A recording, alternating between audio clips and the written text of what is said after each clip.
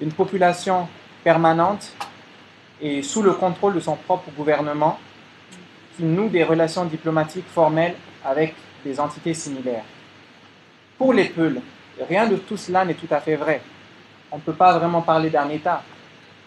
Et ce n'est d'ailleurs peut-être pas très pertinent, étant donné que c'est une population d'origine nomade, dispersée partout dans l'Afrique. Une autre définition de la nation est de la voir comme un groupe humain partageant une histoire et une identité et en ayant conscience. Cette notion de conscience partagée est primordiale. Pour les Peuls, on a affaire à un peuple qui n'est pas une population, disons, vague. Différents groupes humains se revendiquent en tant que Peuls. Les nations sont donc aussi des ensembles mentaux, émotionnels et spirituels même, je dirais. Et elles ne partagent pas généralement les attributs des États, une existence juridique ou la reconnaissance internationale. En Afrique, les peuples sont souvent des nations et en réalité l'État ne se superpose pas à la nation. C'est donc un leurre de vouloir créer de force des États-nations basés sur les concepts occidentaux de l'importance que ça peut avoir. Après des siècles de remodelage pour se défendre et s'affirmer encore et encore. Un constat est là aujourd'hui. Nous avons des États modernes, il faut faire avec plutôt que de meurtrir, d'opposer et d'aliéner. Les exemples sont divers dans le monde, des tentatives de soumettre des peuples et leurs enfants. De l'Australie à l'Afrique du Sud en passant par le Rwanda, ce n'est pas toujours une question de majorité contre des minorités, mais aussi de conscience étatique vers des groupes humains de ces ensembles, comme cela a été le cas même en Afrique de l'Ouest. Chez les Peuls, il semblerait qu'on puisse parler d'une nation sans État, mais là encore, pas encore de problème. Les Peuls, dont la population est difficilement estimable, entre 30 et 65 millions selon les références, les interlocuteurs et les critères retenus, parlent une même langue, s'identifient entre eux comme étant parents, plus ou moins proches, et se savent un passé commun, à défaut de toujours s'imaginer des futurs semblables. Il existe donc, malgré les teintes, un ensemble humain Peul. C'est une réalité. Mes propres recherches, en tant que psychologue clinicien, dans la recherche quotidienne, ont laissé entrevoir l'existence d'un noyau commun, très émouvant, chez les populations Peul, du Mali, de la Guinée, du Sénégal, de la Mauritanie.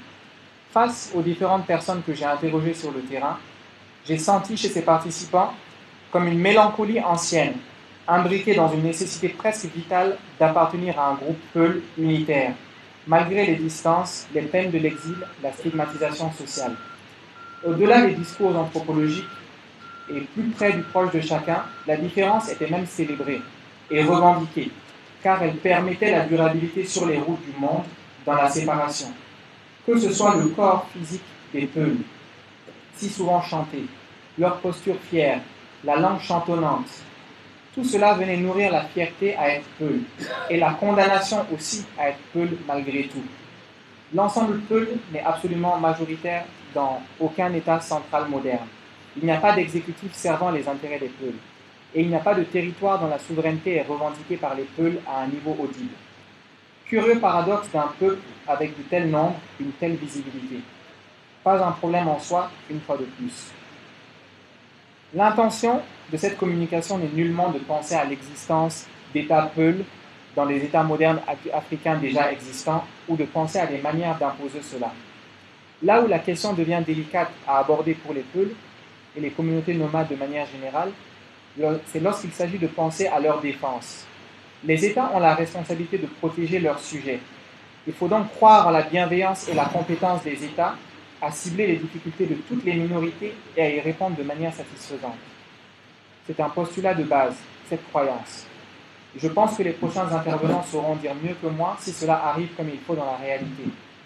Les derniers mois, cependant, ont montré, que ce soit dans les exodes des bergers en République centrafricaine, les transhumances perturbées par le changement climatique dans tout le Sahel, ou les revivissantes d'anciennes rivalités avec des sédentaires ou d'autres nomades lors de la destruction de la souveraineté des États, les Peuls nomades se sont retrouvés volontiers vulnérables dans tous ces cas.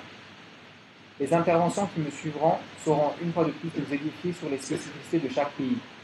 Cependant, s'il faut reconnaître des similarités à un ensemble Peul et aux communautés nomades tout simplement, il faut proposer des schémas pour les aborder. Il semblerait que les États africains aient pour vocation de devenir des États-nations. Les États modernes ont gardé l'appareil administratif, le contenant, pour le même contenu. Or, ce contenant n'a jamais été adéquat pour le contenu durant la colonisation. Il faudrait repenser avec souplesse cette notion d'État-nation également.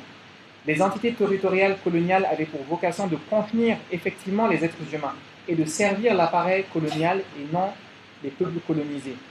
Il ne s'agissait pas des personnes, mais de la métropole et de ses citoyens.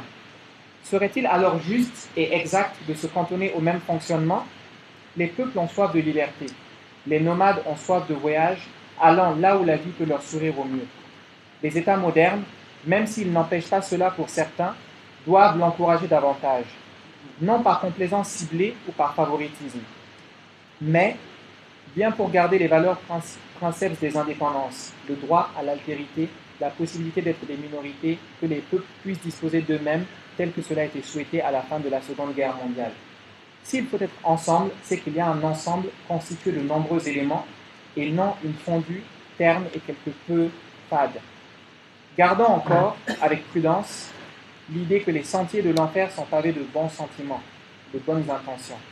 Attention, car lorsqu'on parle de responsabilité de protéger, il peut être compris comme un droit de protéger, et des écueils horribles peuvent se produire. Voilà pourquoi il faut toujours prôner la non-violence, tenter les médiations, les négociations avec des institutions républicaines, le renforcement des capacités des minorités et la coopération entre les peuples pour ne pas s'isoler et se réunir sur des identitarismes, mais plutôt des valeurs et que les masses bénéficient de tous ces efforts, et non une minorité au détriment des frustrés